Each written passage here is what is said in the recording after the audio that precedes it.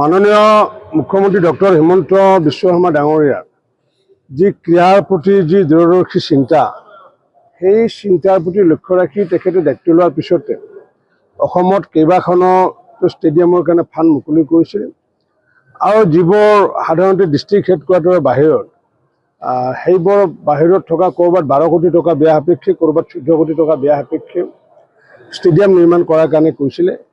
আৰু সেইটোৰ আধাৰতে আমি অসমৰ প্ৰথমগৰাকী শ্বহীদ খৰ্গেশ্বৰ তালুকদাৰৰ কৰণত আজি আমাৰ পূৰ্বৰ যি ভৱানীপুৰ সমষ্টি বা বৰ্তমান যি ভৱানীপুৰ সৰ্বক সমষ্টি, আমি আজি এই ষ্টেডিয়ামখনৰ আজি আমি উদ্বোধন কৰিছোঁ।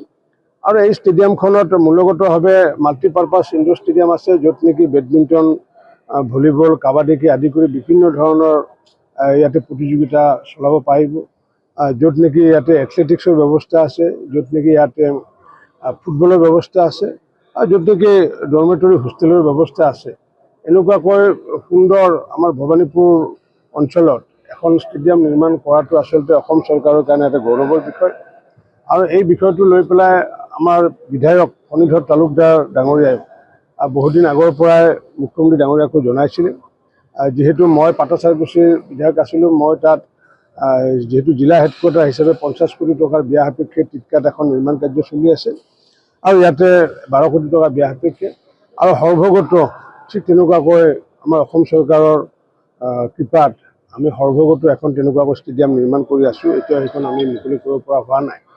গতিকে আজি এই যি ষ্টেডিয়ামখন, মই ভাবোঁ যে যিহেতু আমাৰ উজান বৰবৰী হওক, কদ্ৰেগুৰিকে হওক বা গণকপাৰাই হওক বা আমাৰ ভৱানীপুৰ অঞ্চলত বহু ধৰণৰ আমাৰ ভলীবল খেলুৱৈ থকাৰ উপৰিও এই অঞ্চলৰ বহু ল'ৰাই বাহিৰত গৈ পেলাই বেডমিণ্টনত ইতিমধ্যে প্ৰাইজ পাবলৈ সক্ষম হৈছে। আগন্তুক দিনত ইয়াতে বেডমিণ্টন তেওঁলোকে প্ৰেক্টিছ কৰাই হওক বা লগতে আমাৰ যি ভলীবলে হওক বা অন্যান্য ক্ৰীড়া তেওঁলোকে প্ৰেক্টিছ কৰিব পাৰিব। কিন্তু এইখিনিতে স্পৰ্টছ অথৰিটি অফ আছাম তেওঁলোকৰ দায়িত্বত থাকিব। গতিকে বাকী মেনেজমেণ্টৰ দায়িত্বত তেওঁলোকৰ থাকিব। যিহেতু মই সমূহ খেলুৱৈসকলৰ সহায় সহযোগ বিচাৰিছোঁ। মই আশা ৰাখিছোঁ ইয়াতে যাতে এটা বেডমিণ্টন এছ'চিয়েশ্যন যাতে গঠন কৰে, এটা ভলীবল একাডেমি বা ভলীবল এছ'চিয়েশ্যন যাতে গঠন কৰে, বা ক্ৰীড়া সন্থা যি শাখা, সেই শাখাসমূহ গঠন কৰি সুন্দৰকৈ ক্ৰীড়াৰ পৰিৱেশ এটা যাতে আমি কৰিব পাৰোঁ, তাৰ কাৰণে আগন্তুক দিনত প্ৰচেষ্টা চলাম। নিশ্চিত ওপৰত মই মাননীয় মুখ্যমন্ত্ৰী ডক্টৰ হিমন্ত বিশ্ব শৰ্মা ডাঙৰীয়া যি যুগান্তকাৰী যি চিন্তা, এই চিন্তা আজি যি বাস্তৱ ৰূপ পালে তাৰ কাৰণে তেখেতক মই ধন্যবাদ জনাইছোঁ। আৰু ক্ৰীড়া বিভাগৰ মন্ত্ৰীকে আদি কৰি ক্ৰীড়া বিভাগৰ বিষয়াসকলকো ধন্যবাদ জনাইছোঁ। কালি মুখ্যমন্ত্ৰী তথ্য দাঙি ধৰিছে। গৌৰৱ গগৈয়ে কৈছে যে এইখন 2.5 ঘণ্টীয়া এখন ফ্লপ শ্ব' বুলি কৈছে। গৌৰৱ গগৈয়ে কৈছে আৰু ঠিক আছে, 2.5 ঘণ্টীয়া যদি ফ্লপ শ্ব' যদি হৈছে, তেতিয়াহ'লে গৌৰৱ গগৈ ডাঙৰীয়াই ক'ব লাগে যে তেওঁ 10 দিন পাকিস্তানত কি কৰিব গৈছিলে।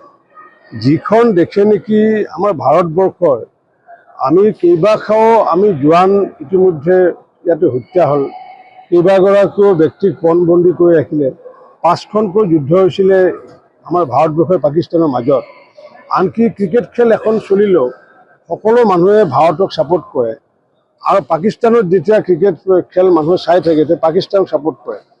অৰ্থাৎ আমি যুদ্ধ ক্ষেত্ৰত নহয়, ক্ৰীড়া ক্ষেত্ৰতো আমাৰ চিৰবৈৰী হৈছে, আমাৰ চিৰশত্ৰু হৈছে আমাৰ পাকিস্তান।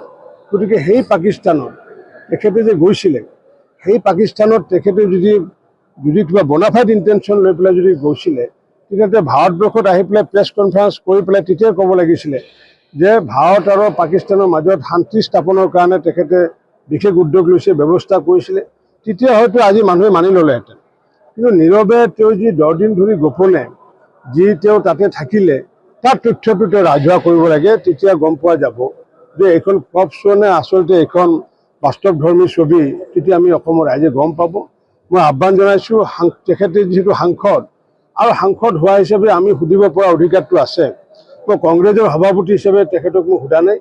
যিহেতু অসমৰ পৰা নিৰ্বাচিত হোৱা এগৰাকী সাংসদ, গতিকে সাংসদগৰাকী ৰাজহুৱা কৰিব লাগে তেওঁ 10 দিন তেওঁ তাত কি কৰি আছিলে, প্ৰতিটো বিষয় প্ৰতিটো সময় তেওঁৰ যি মিনিটছ টু মিনিটছ। সাধাৰণতে এজন VIP যেতিয়া বাহিৰত যায় তেওঁলোকৰ মিনিটছ টু মিনিটছ কাৰ্যসূচী থাকে।